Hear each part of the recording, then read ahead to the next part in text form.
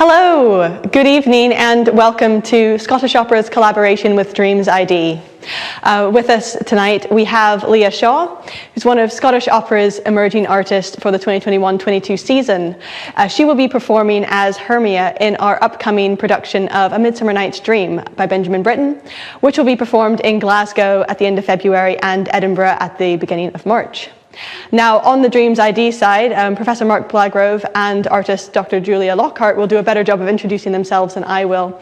But what they will be doing this evening is looking at one of Lea's dreams, taking questions from the audience, speaking on that, and Julia will be producing live an original artwork based on Lea's dreams. So welcome, enjoy, and I'll turn it over to them now. Thank you very much. And thank you very much to everybody at Scottish Opera. It's really great to hear you. And it's really great to see Lea, who we've just met for the first time online. It's really nice to have Lea there. Lea has had a dream, and we are going to hear the dream. There's a process for discussing the dream, which I will lead all of our audience through. It's a structured process for making sure we get as much out of the dream as possible so that we appreciate it. And so the main aim of that is to tie the dream as much as possible to Lea's recent waking life, just to see if there's any connections between them, and also to just treat it as a work of art in itself, which it is. It's amazing. We all produce these films at night, which are quite incredible. And at the same time as the discussion is occurring between the audience, so please do send in comments on the chat function on Facebook Live, so that you can join in with the different stages. At the same time as that discussion is going on, Julia Lockhart will be painting the dream. She paints it onto pages taken from Freud's book, The Interpretation of Dreams. That's why we've got it there. What she's got in front of you at the moment is a full version of Freud's Interpretation of Dreams, but over the last 5 years that we've been doing this around the world and at different places, we have Julia has torn out a couple of pages each time in order to paint on them. And the publisher allows us very kindly to do this. And the aim of doing that is to, in a way, socialize the dream, that we're going to socialize Lea's dream now by discussing it with her. But then Lea gets an artwork of the dream afterwards in which to discuss the dream with family and friends, fellow cast members, everybody that she would like to show the dream and the painting to. So we're really glad to meet Lea. Lea, and Julia Lockhart is here as well, but she will introduce herself at the end when she shows us the work of art. And Lea, do you want to introduce yourself? It's great to hear you and see you. Of course. My name is Lea Shaw. I am one of Scottish Opera's emerging artists, as has been already introduced. We have just started the tech process for Midsummer Night's Dream, which opens on the 22nd of February, and I'm playing Hermia in that, and it's actually my main stage debut with Scottish Opera, so I am super excited and slightly nervous, but mostly excited. So that's me. Oh, that's great. I'm sure lots of people are going to come along and see that, and it's all part of the dream world as well, the very ideas behind that amazing play and the amazing opera. So thank you.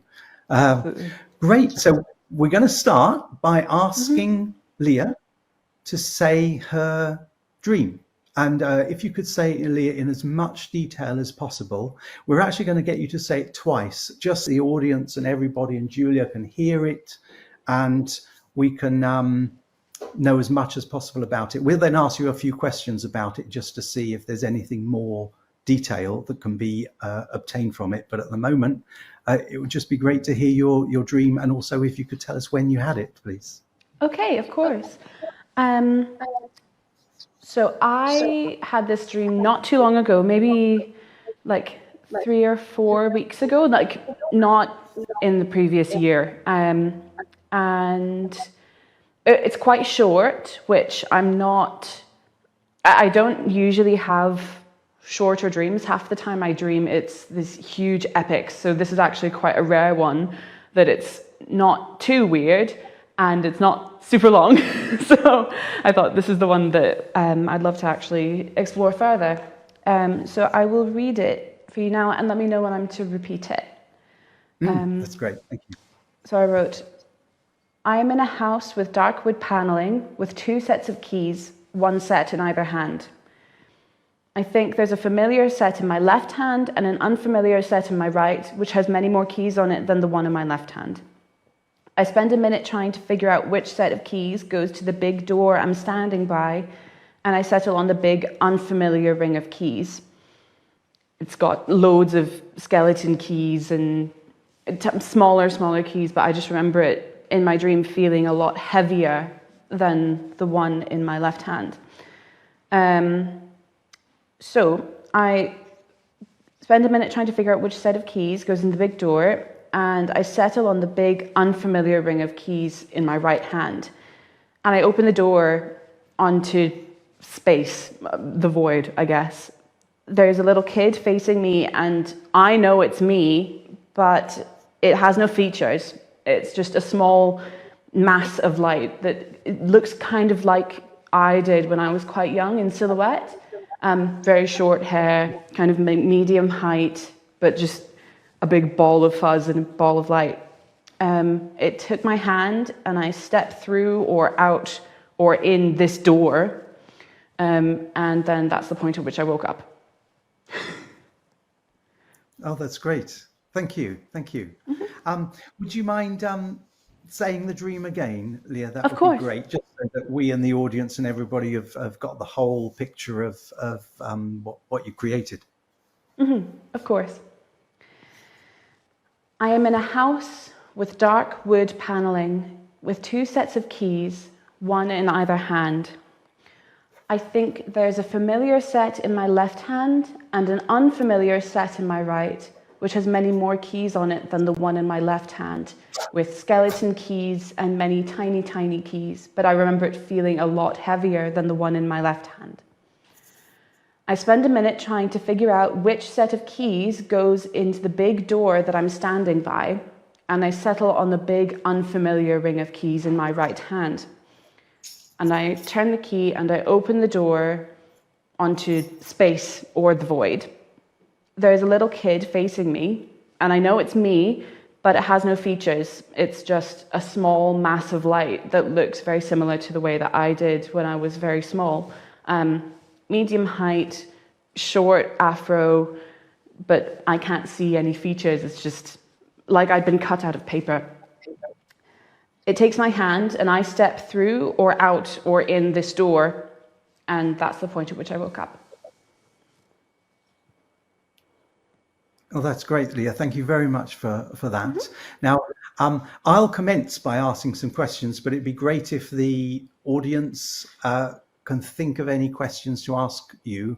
At this stage in the process, we're only asking about the dream itself. So nothing to do with what the dream might be about, nothing to do with your life, just about the actual content of the dream, even your feelings within it.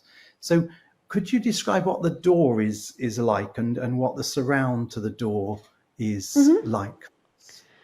So the door, I remember it in my dream feeling a lot taller than me. It's sort of maybe twice my height, or a very big door, big and heavy, with like kind of mahogany paneling. It's sort of very dark wood, dark rich wood. It's almost like where I was standing, it was like a windowsill that you could see, like I could see out of the corner of my eye, and then the door and the door frame were made of the same wood. And I remember feeling, I don't know, like it was home, possibly, but it's not any house that I've ever been in. And it was just this big, massive door with kind of brass keyhole and knob. And other than that, a pretty normal door. It just seemed like it was on a bigger scale than any door that I've come across in the real world. Right, so it's a really big wooden door. And what's around it? What is the house or building or anything, or is that something that's not really clear from it all? To be honest, I could only really see it out of the corner of my eye, in a way. Like it felt like I was very close focus on this door. I suppose that it has to have walls, it has to have windows, it has all of these things that houses have.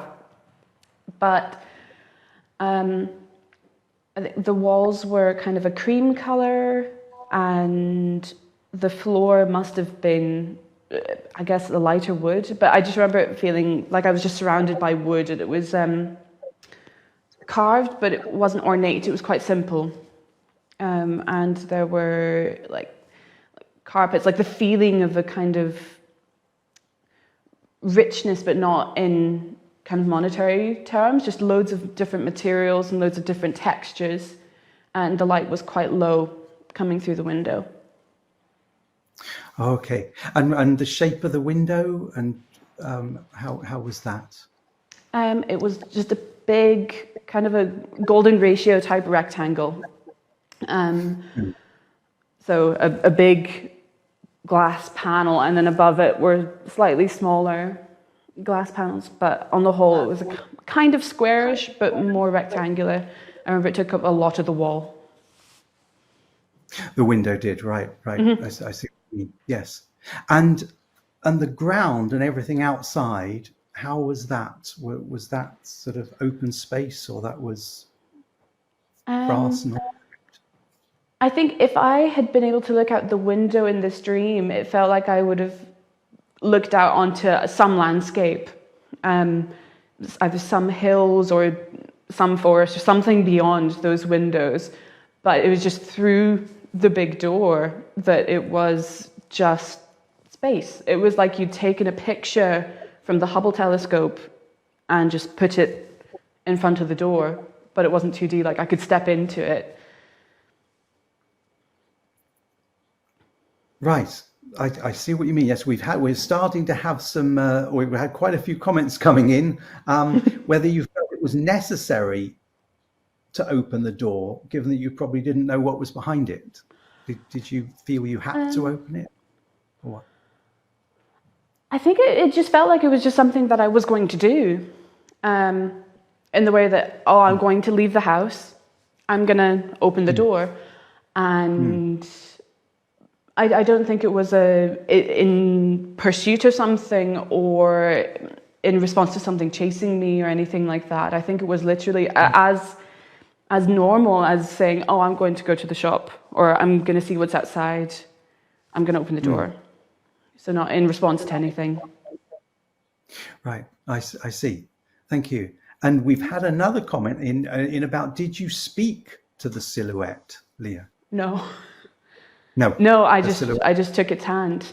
It offered me a hand or two hands, and I just took it. Yes. So the silhouette is a younger you. I think so. With short hair. Yes. And do you remember the clothes that you had on? That I had on. Sorry, the first of all, that the silhouette had on. No, it was a fuzzy silhouette. It wasn't necessarily anything like I could imagine, possibly because I remember pictures of myself from that age. It could have maybe been like a pair of dungarees or like something like that. But in the dream, I literally couldn't see any kind of definition of clothing or layers or anything like that. Right, it's just a younger version of you. Yeah. Or younger you, yes. And do you know what clothes you had on?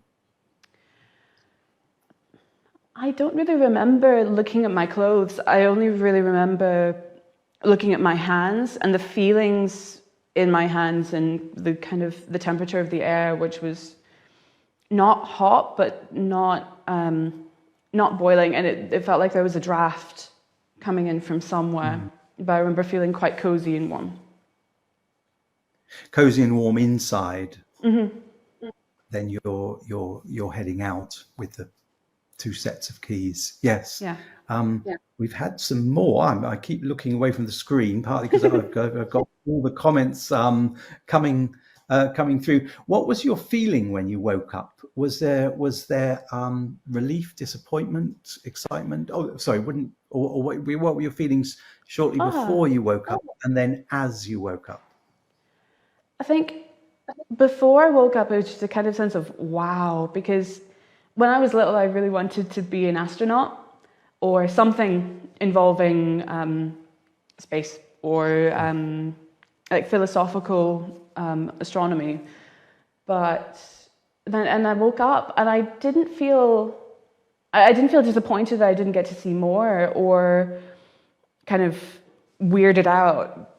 But I did just kind of feel like it just felt quite new. It felt like a part of me had come home to myself that had maybe been out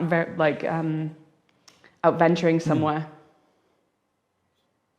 As if the younger one had been out adventuring somewhere and come back to you. Right, that's very sweet. Yes. And was the house your home? Was there definitely a feeling of this is where I live, or was it? It had that feeling. It had the feeling of something that, like, I would call it home, and it felt as familiar as the house I grew up in, but it definitely wasn't that house. So I guess it was home in our way. Yes. And as you go through the door, how much can you see outside? Because you mentioned the light and I think, silhouette. yeah, when I opened the door, it's like the landscape that I thought was outside, it suddenly just wasn't. It was just the universe. It was just there. So it's not as if the landscape stopped at the front of the house or like at the door frame. It's like I opened it and it was just space and, like, I guess a ground, but I didn't look at my feet. But like from inside the house, you could see a kind of earthbound landscape. But then as soon as you open the door, it was just space. Right. Yes. I'm just reading up the. We've got some questions which are more about yourself waking up and your thoughts about it. But let's just stick at the moment to the actual content of the dream. About what were there light sources in the room? I guess low light, kind of floor lamps and side lamps and warm low light, like the type that you'd like to read by. Yes. Right, I see. And furniture, anything like that? Again, I feel like I was like in a hallway or like a front porch almost. Like I didn't see anything directly around me, but like there was a table, I guess, where I would have picked up these keys, a place where I would have put my boots as I came in the door, like that sort of thing. But it was a furnished, lived-in house. That was the feeling. Yes. Right, I see. Yes. And the colours, the main colours, what would they be? Sorry? The main colours in the dream, could you just go through what they would have been? Let's see. Kind of a dark ruddy brown. I guess some gold and some green. Through the window, there's the kind of like a deep honey kind of light, and what looks like it was probably a clear day as the sun was setting. And then I guess some green lower down, like through the window, like shrubbery or something. I'm just trying to remember. Hold on. Right. Oh, that's great. Would you mind? So the green is the sort of shrubbery outside, and the other colour, the reddy brown. What was? Would be the paneling on the inside. Right. Like a deep wood. And green outside. And any other main colours? So I've got the wood paneling. I've got. I guess just that kind of deep blue, black, all the clear sky at night. Like if you were to ever go to a dark sky zone, and you look up and you think that the sky is going to be just black, but it's not. Just because there's so many stars that it means that sometimes it feels brighter than it maybe should. Very vibrant. Yes. Okay. Thank you. I'm just going to check whether there's any more comments come in.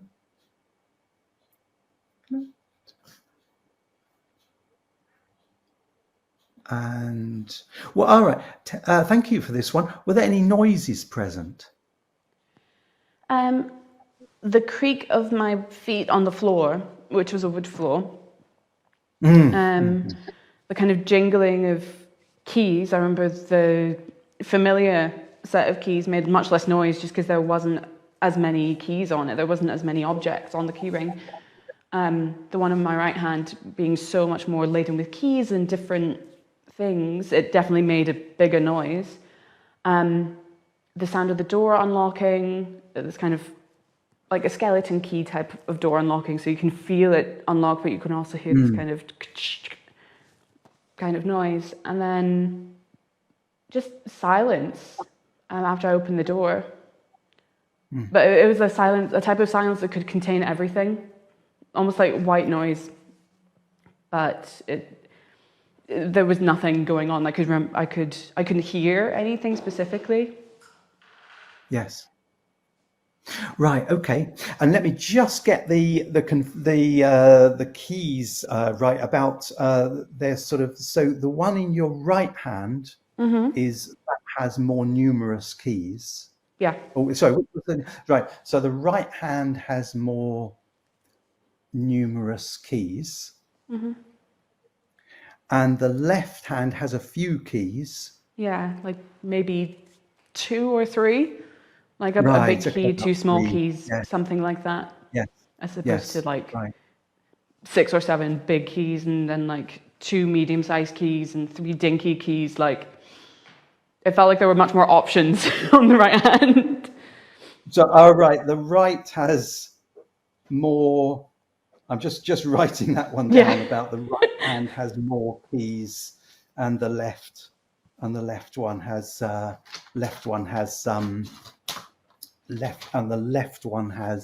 fewer. And are they sort of and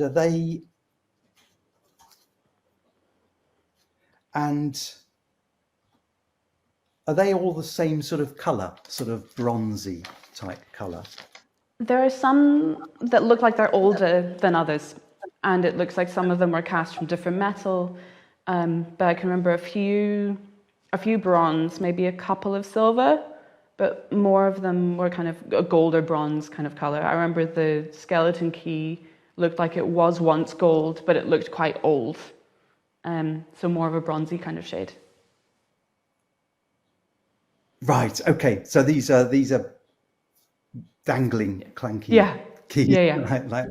That's great. Thank you. I'm just going to see whether there's any more keys, any more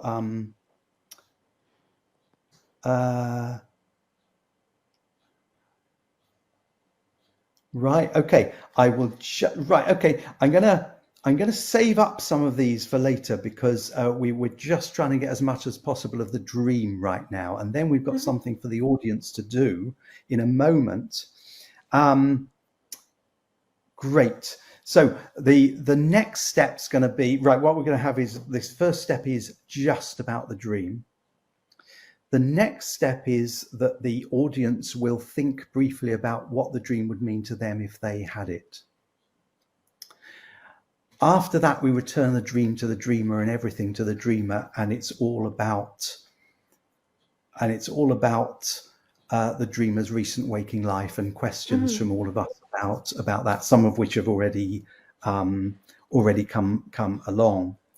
Somebody said, what was it about the silhouette that made you feel it was your younger self?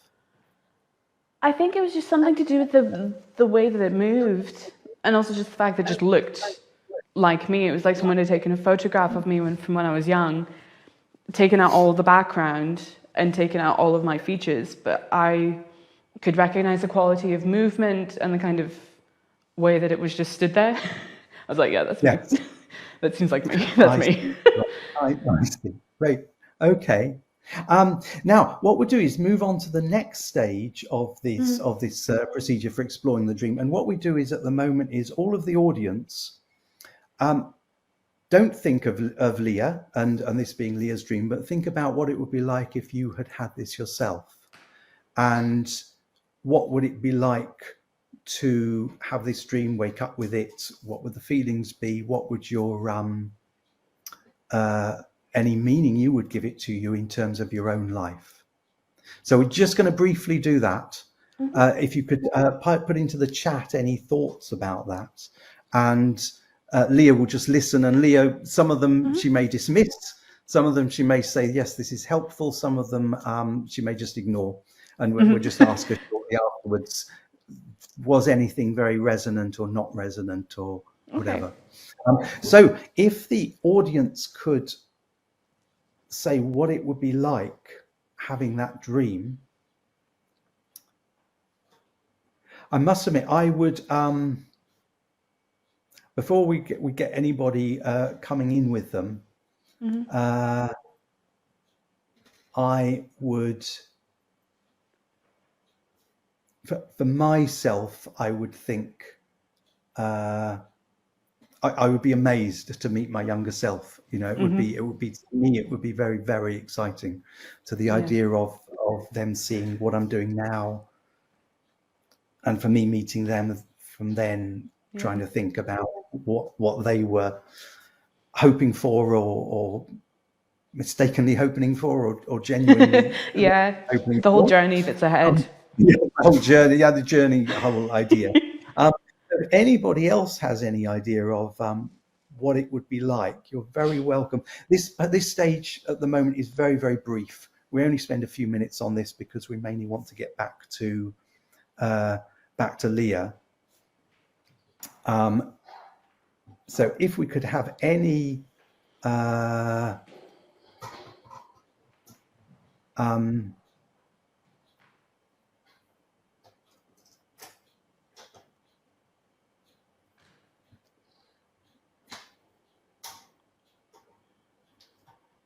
somebody has pointed out that for them it's, well, there's a sort of comment for them about being an emerging artist. Is their feeling of it. Another person has commented on inner child, and as if that child is, I guess this person, thank you for that, is that child is still with you. Whereas the dream, absolutely. Like there's always so many links between our dreaming and waking life. I've definitely been going through a lot of different transitions lately in terms of, well, graduating from university and all of this sort of stuff, and coming into the profession and actually doing it for real. But and loads of other stuff as well. Like life is never clean, is it? You always find things that get messy. Right, I see what you mean. Yes, there's other people we've had. I'd be wondering when I woke up, what would have happened if I chose the other keys? Another person, thank you, has written in to say opportunities, acceptance of the self which past experiences wouldn't have allowed.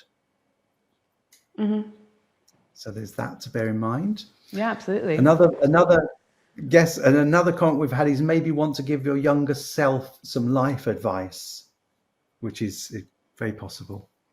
Oh, absolutely.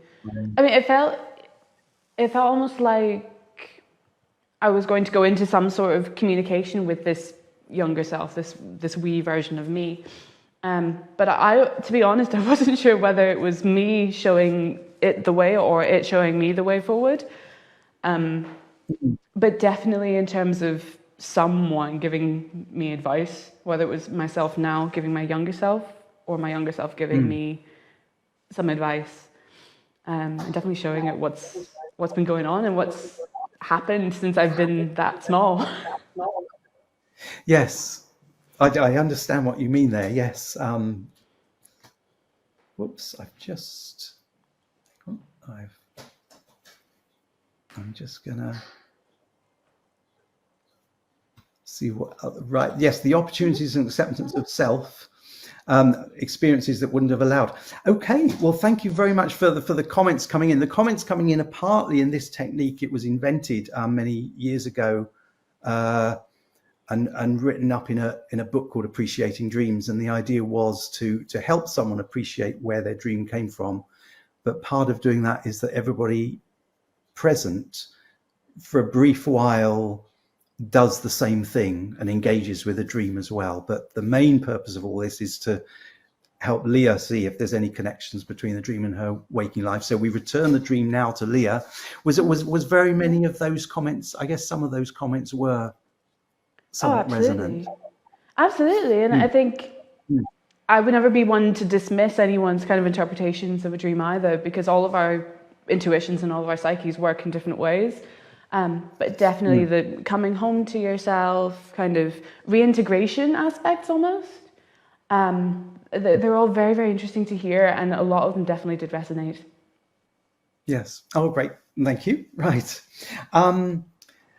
So now what we're going to do is to move on to the next stage, which is to ask Lea what was happening around the time that you had that dream, if you can remember, around the days before it, or what would be happening to you in general, if you can't remember too much that's specific, or would anything have been on your mind that day or around that time, and where were you, and just anything that you would like to say about your life around that time. So obviously I started being an emerging artist in like late summer, early autumn. So the last few months have definitely been kind of learning how to ride the horse in a way, if you will. And also kind of every day I'd kind of wake up almost pinching myself saying, wait, this is real. Because there were definitely loads of times in my life when I thought, nah, like this isn't going to happen for many various reasons. But it's definitely just kind of going, oh wait, I'm here. This is happening. And obviously like with production and doing what I love doing, it feels like a dream, frankly. And I keep thinking I'm going to wake up, but this is actually my waking life. So there's probably a part of myself that is still getting to believe that. But I'm definitely present and feeling it, but it's been fun. Right. And those realizations and thoughts were happening to you around that time. Yeah. And then you have this dream of you're at home and you've got two sets of And I was in my flat in Glasgow, where I feel is home. I call it home.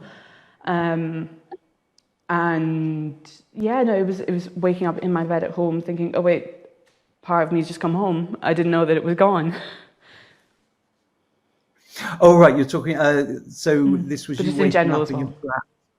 All right, and is that you waking up in your flat thinking of the dream? Yeah, or is that you waking? Totally. Ah, right. Right. Oh, I see what you mean. Yes, I see. Yes. And the key and do if anybody on the we've got a lot of people on the event, to which we're very grateful for being here.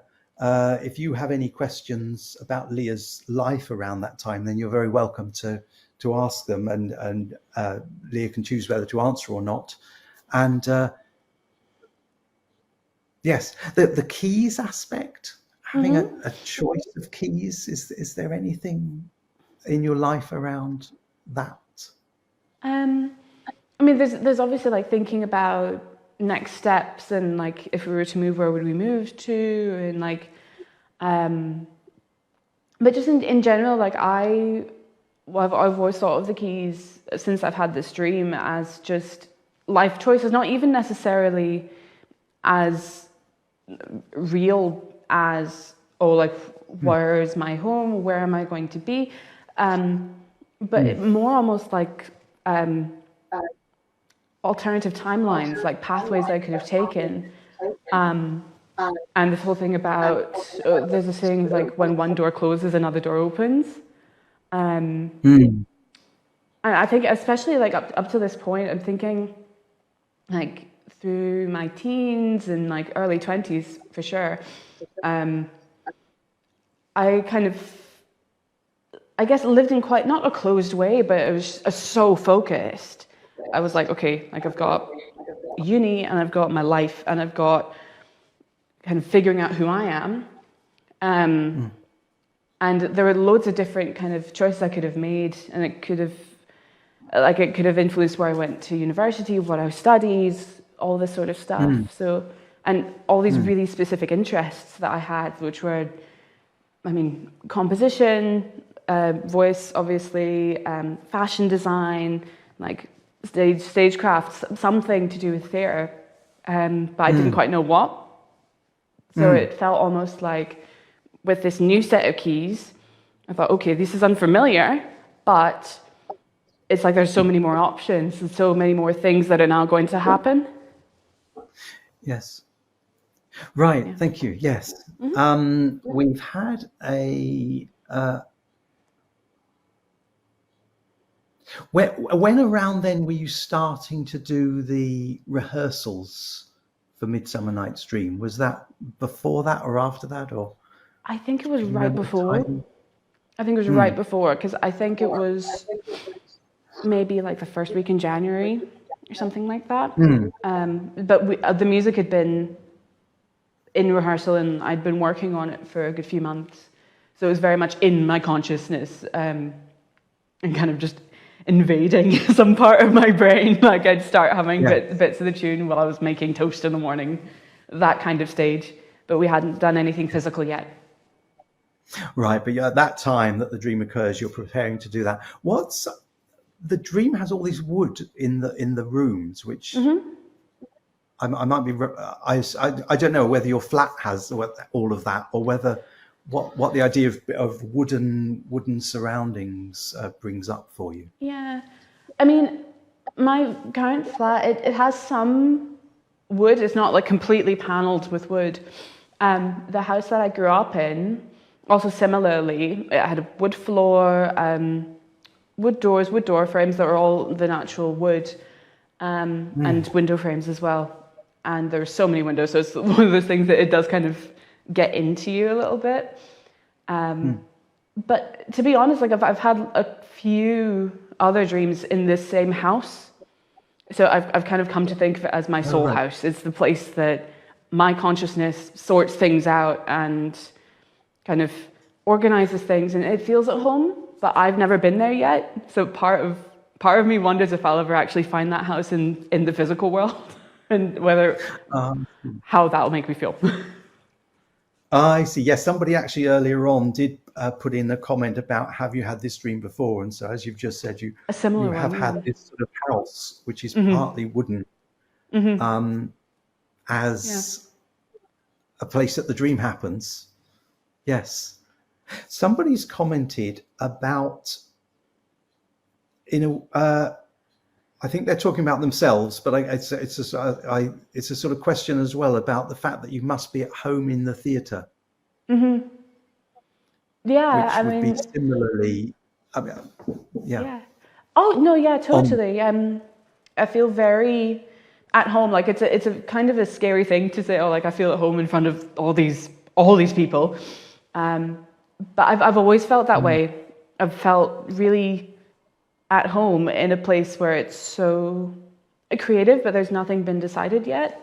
Like for me, one of the most magical moments of actually production and theatre making in general is when you just go into the space and there might not be the entire set there yet. There might not be all the lights and all of the paint and stuff, but you can see a world starting to be formed.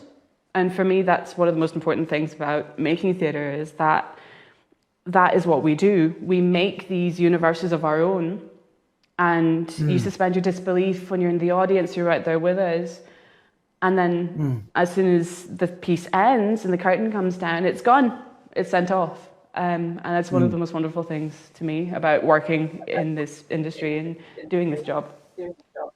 Yes, no, I see what you mean. And so you've got that sort of final thing that's presented to all these other people. But one of the things you've just mentioned is at the start of all that process, Yeah. You're not quite sure what it's going to be. There's all these Yeah. options So much available possibility. available at the start of the process, which a lot of people out there wouldn't appreciate. They might think that, no, it's all set there on the page or on the music, and it's not.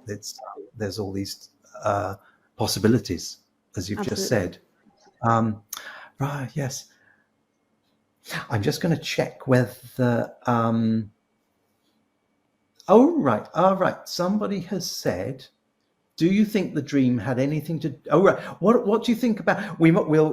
I'll phrase this for this bit. So it's just all about your character Hermia that you're playing. Either about, is that connected to the dream, or how do you feel about Hermia in general? Because sometimes it helps in all of this to simply talk about yourself, and we don't know whether that will connect with the dream or not. So Hermia and you, how is that? I think we're quite similar in a few ways. We're both very earnest people, and we care a lot and are very soft-hearted. I think she has a lot more self-assurance than I would necessarily think I had. She gets a lot angrier, or not necessarily a lot angrier, but more outwardly angry. And she goes through a lot in the opera. A lot of heartbreak, a lot of waking up to people that you thought you knew, and it turns out that they're completely different. And yeah, but otherwise, like I identify with her a lot. I identify with a lot of her feelings. But I'm not sure if the dream is actually linked to Hermia specifically.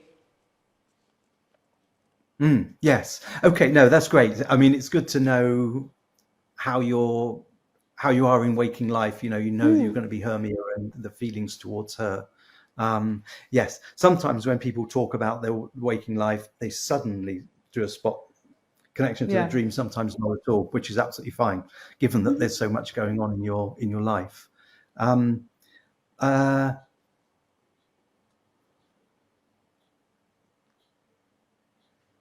Right. And the being on stage, somebody else has raised the being on stage and being on the wooden floorboards.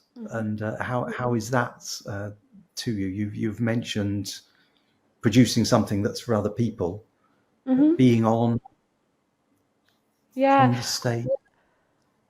I mean, I think because for me it just feels natural. It feels fun. It's like the closest that you could get to being in space, I guess, and that there is a link there, I suppose. But it's just that's the way I've viewed my whole life, really. Like you go through all these processes and all of these kind of conversations with yourself and these self-defining moments and things that you overcome and go through. But what people see is the finished project. We're never finished. The unfinished finished project, and how we choose to present ourselves to the world, because it's all choices that we make. Yes.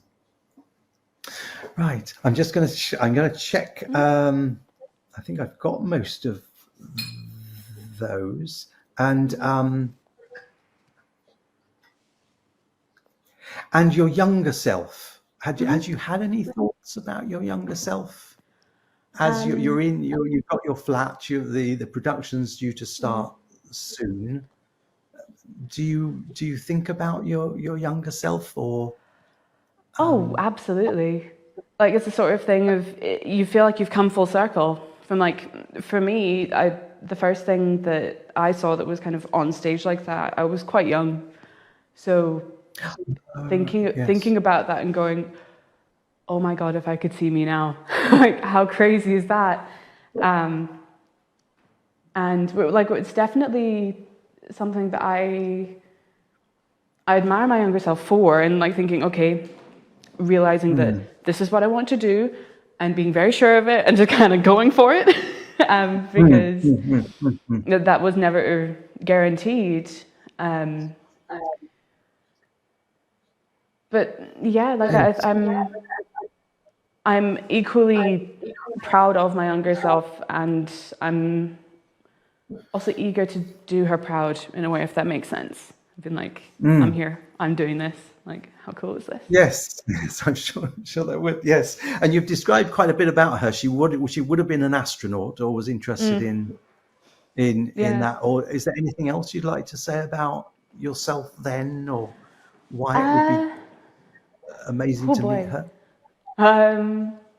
Yeah, I mean, I'm a younger sister, so I always felt like I was going to be like always second in the race. But it turns out that sometimes if you know what you want to do and you do it, that's okay.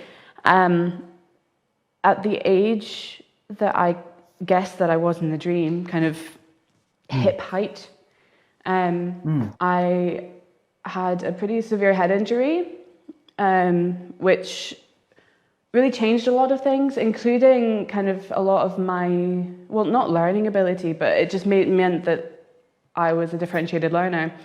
And in recovery from this traumatic brain injury, it just meant that I had to relearn how to write. I had to remember how to remember. Like I wore glasses for loads of time, and like my coordination needed rewiring, all sorts of things. So I think for me, like I've never lost my love for space and never lost my kind of love for the unknown, but I definitely feel like maybe things would have gone differently, maybe, although I don't know if that hadn't happened. So which is also why I can't really tell you how old I was, because at that time, if you show me a picture of myself between the age of maybe 5.5, 6 to like 8, I will not be able to tell you how old I am. I'll just be, right. I'm hip height, I'm elbow height. Yeah. I see. Okay. Oh, that's great to know about the younger one and the more scientific one, and now you're very much in the arts and on the wooden stage, which is Absolutely. very similar to the dream. Somebody said about whether you like Doctor Who, the looking through the doorway into space. I love science fiction. I love science fiction. And popular science, and I'm still very, very interested in that sort of thing. Like I'll read loads of books about it, and I love speaking to folk about it. One of my favorite movies growing up was Contact, which is based off of a Carl Sagan novel. And now that I'm older as well, Interstellar. And I'd love a bit of Alien as well. But Doctor Who and all of that ilk, I'm a big fan.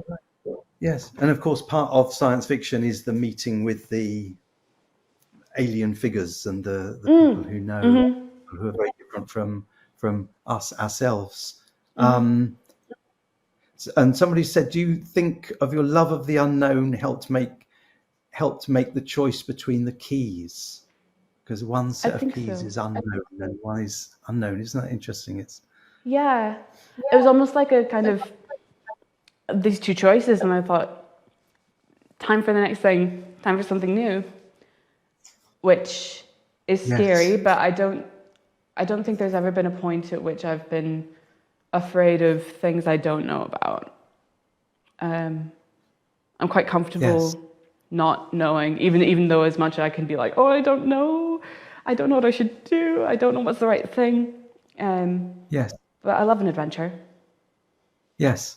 Oh, that's interesting, especially with the choice of the keys. But that's great. Yes. Now, if there's no more comments, what I can do is go to the next stage, and then after this next stage, which is very brief, we then just tie together the dream and your life as much as possible, or as little as possible. It may not always be possible, or correct to do so. But what I do next is I read back the dream to you. And if there's anything else you can think about the dream while it's being read back to you, or if it reminds you of anything in your waking life, just please tell us. Okay. And this is called the playback part in this procedure. And we do this every time. You can see behind me that there's a painting, which we did in Los Angeles, of a person who'd had a dream there, a flying dream.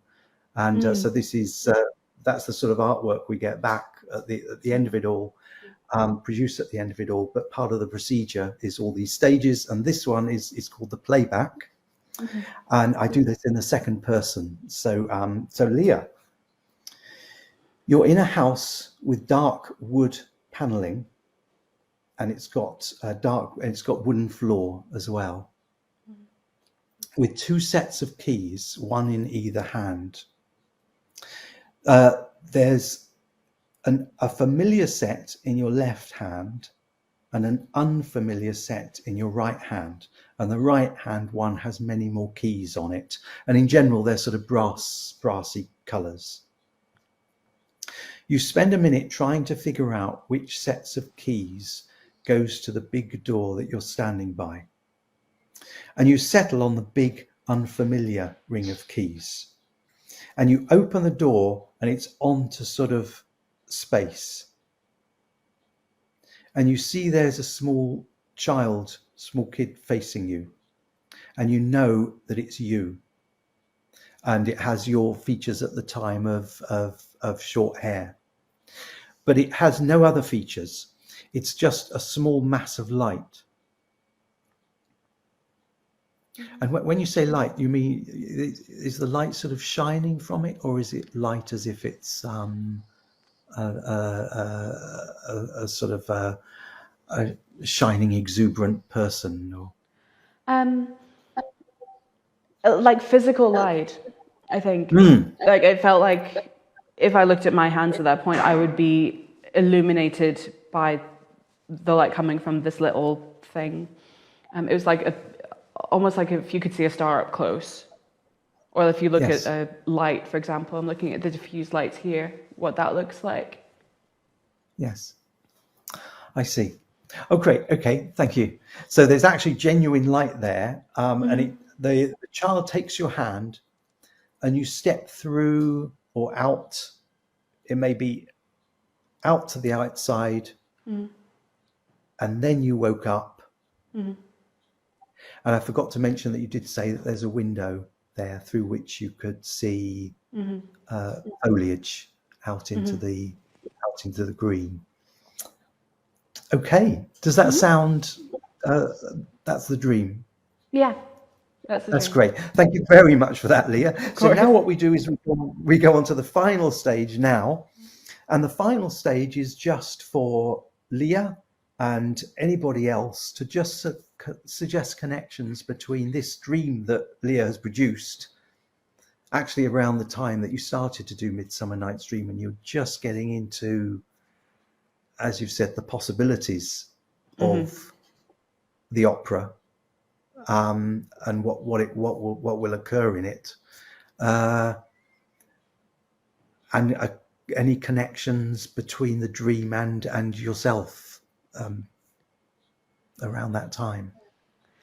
I'm not sure about directly around that time. It felt like quite a timeless dream, frankly.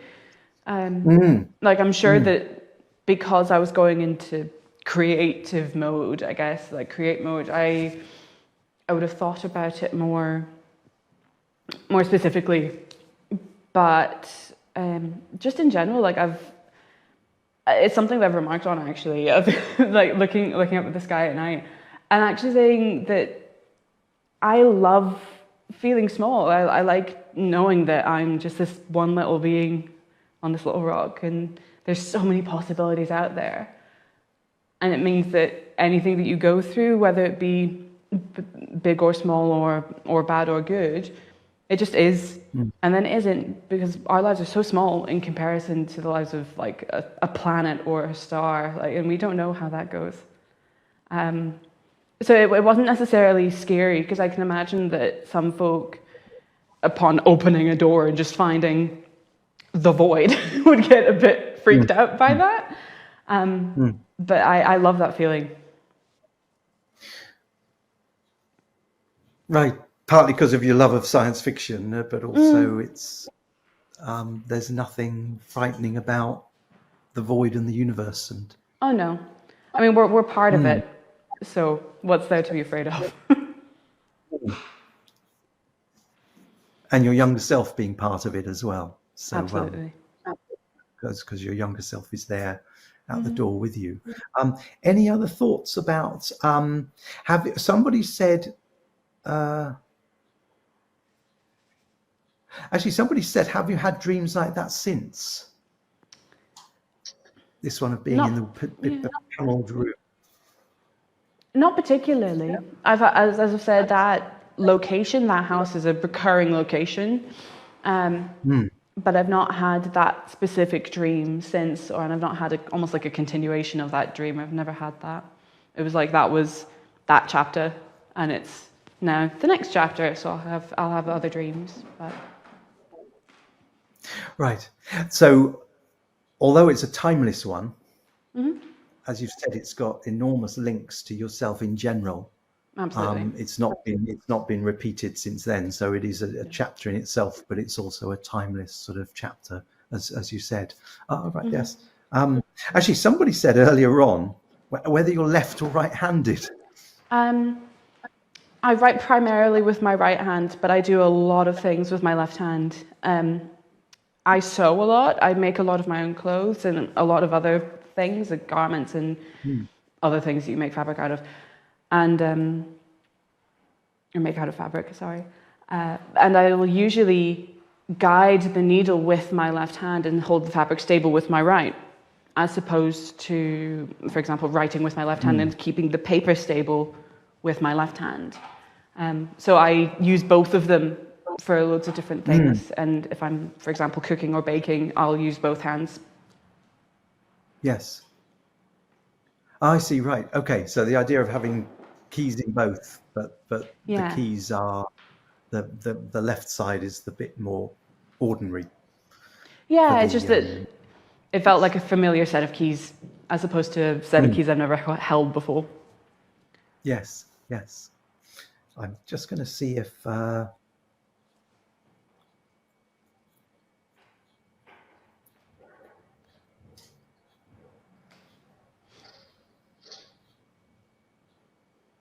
Right. So if we have any more comments about it, and while we're having comments occurring, final comments occurring, Julia's still painting the painting. We're not quite sure whether Julia will be able to finish the painting live at the moment, and what we may have to do if this transmission has to stop is swap over to the Dreams ID Facebook page for Julia to finish the painting when the discussion has finished and when we've had sufficient there from the discussion. So at some point, even though it's unfinished, Julia will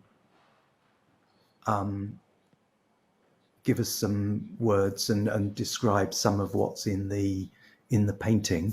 I'll just see whether anybody else. All right.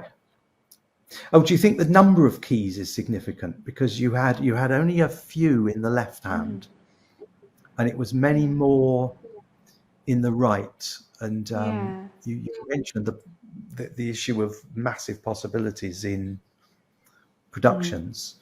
But is there anything about the numbers of keys? Yeah, I mean, obviously there are numberless amounts of decisions that you can make, and every step you take in production will change your track on stage. I don't know, it almost just felt like you'd have a key to a house, you'd have the front door, the back door, like some other random key that was associated with that house or that time of your life. And this one felt, I don't know, much more, well, just not earthbound. It felt more like, here's this key to this part of your brain, here's this key for maybe something else, here's this door which you keep locked, there's this other one but you have the key.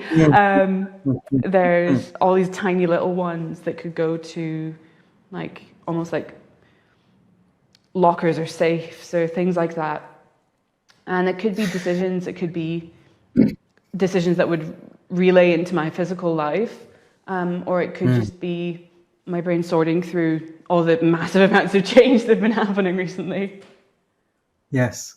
All right. So the fact that it's got keys of different size is just as important as having lots of keys. Is there lots of different function keys? Yes. Yeah. Somebody's put the feeling of being small as a person in the world. has reminded this person of Midsummer Night's Dream, with Hermia being diminutive in stature. She's smaller than Helena, isn't she? And the point's Yes. made about being smaller than Helena. In the play, absolutely. And in the opera. Does this help in your portrayal of it? Of Hermia, or having relevance to the dream with the smaller person? I don't know. Yeah, I mean, I'm no stranger to feeling small. I've always been quite tall, and even for my age, like I was the tallest person in my class when I was 10, like that sort of thing. In terms of then my family, I'm the smallest person in my family.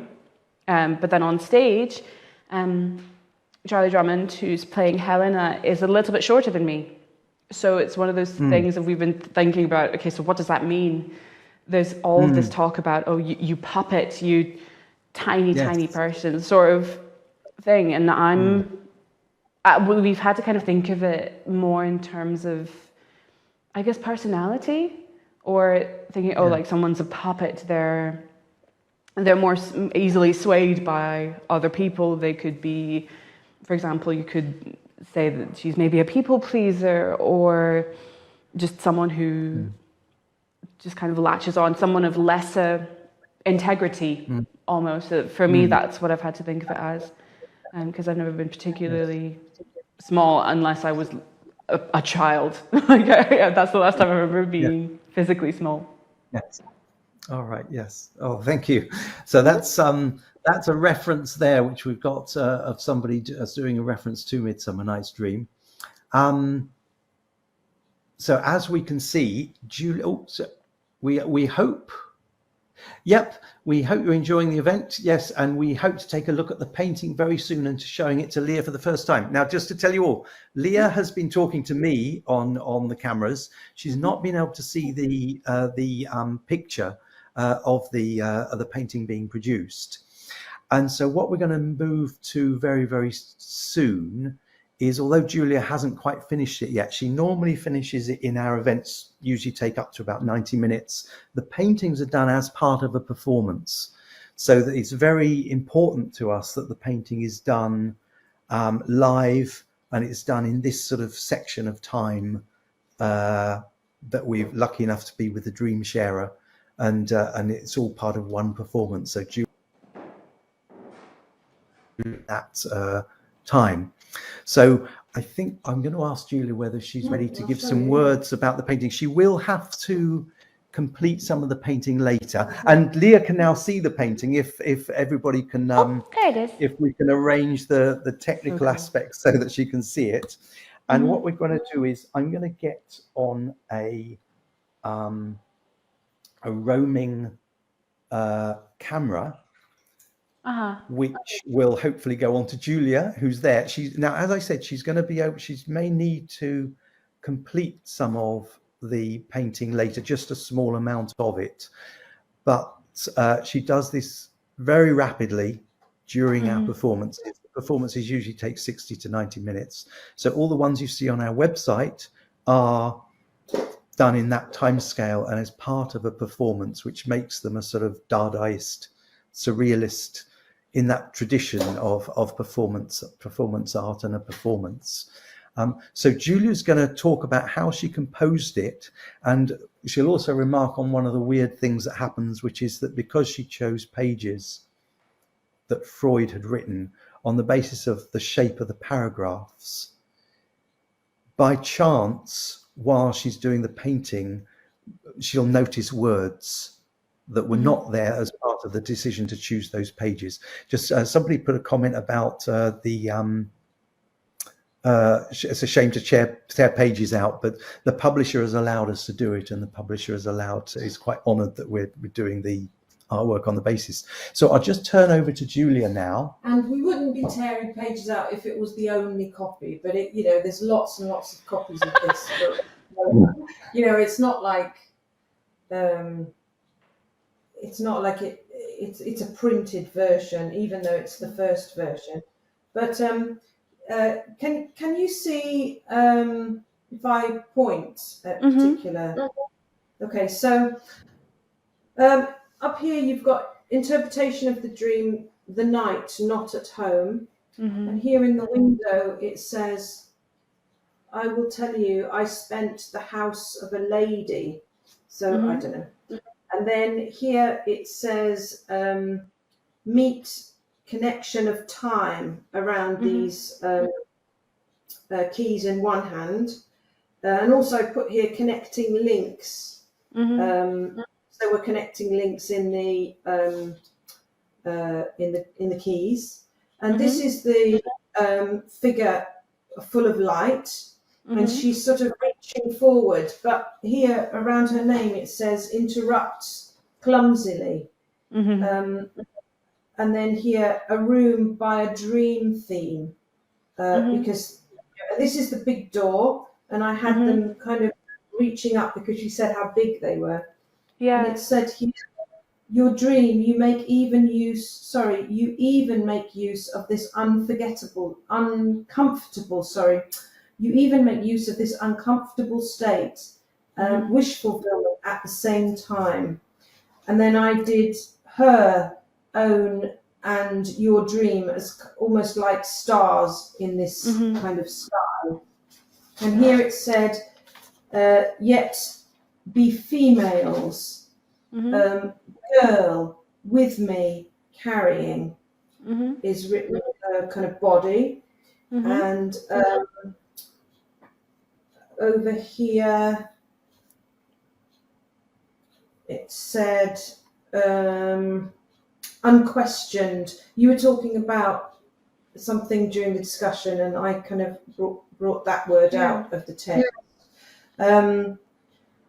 You responsible for the consequences, nothing to do with time, I was naturally discovered. And then there's quite a lot over here in the hands, which I haven't quite finished. Dream, what amounts the child? So that's over here. And that's kind of as far as I've got. But there's some quite nice things by the window. So cool.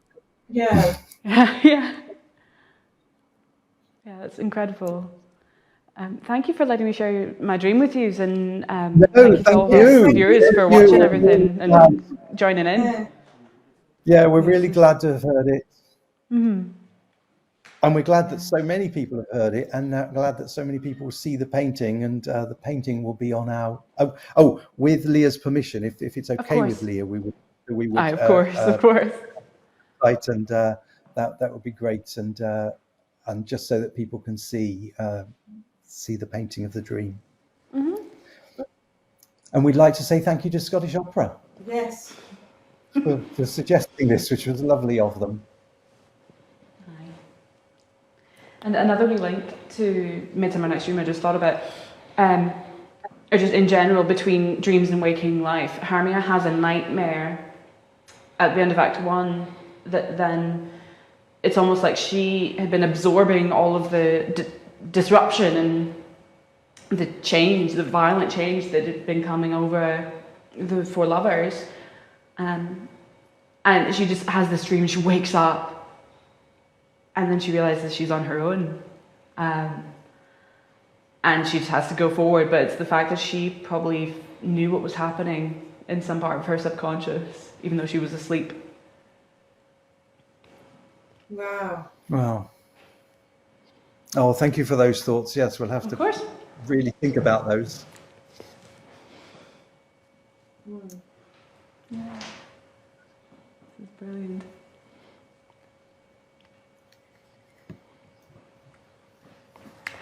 Well, thank you, Mark. Thank you, Julia. That artwork is truly spectacular. And thank you, Lea, for coming in this evening and sharing your dream and sharing your time with us.